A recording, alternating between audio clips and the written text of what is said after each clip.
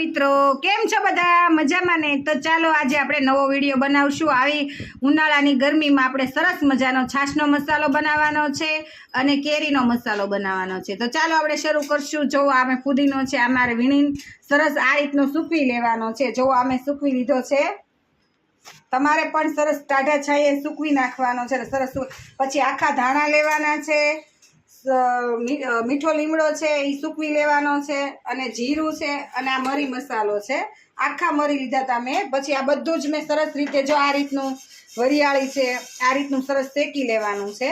પછી આપણે બધું એક સરસ ઠરી જાય એટલે મિક્સરમાં નાખીને દળી લેવાનું છે। અને સ્વાદ અનુસાર આપણે સંચળ પાવડર લેવાનો છે, થોડીક હિંગ લેવાની છે, અને સૂંઠ પાવડર લેવાનો છે। એ હું જો તમને બતાવી દઉં છું। ચાલો તેલું છે સરસ, એટલે એને છે ને આપણે હવે દળી લેશું। મસાલા આપણે સરસ પહેલા શેકીને હવે આપણે દળી લેવાના છે। પછી આપણો તૈયાર થઈ જશે છાશનો મસાલો। એની અંદર આપણે થોડીક હિંગ પણ નાખી દેવાની છે। જો આ મરી મસાલો છે એ અડધો જ લઉં છું, અને આ ફુદીનાના પાન પણ મેં શેકી લીધા છે સૂકવીને, તો એ બધા જ લઈ લેવાના છે। એકદમ સરસ મજાનો આપણો મસાલો થશે। અને આ જીરું આખા ધાણા છે એ લઈ લેવાના।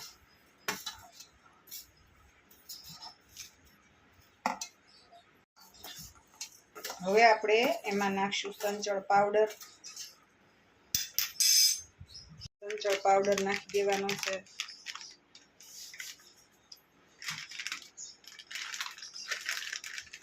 છે એ થોડોક જ લેવાનો। હવે આપણે નાખશું હિંગ થોડીક જ હિંગ નાખવાની છે, જેથી કરીને બહુ સુગંધ હિંગની ન આવે છાશમાં। નાખશું મીઠું। હવે આપણે એને સરસ દળી લેવાનો છે, ઝીણો પાવડર કરી લેવાનો। તો હવે આપણે એકદમ સરસ દળી લઈશું।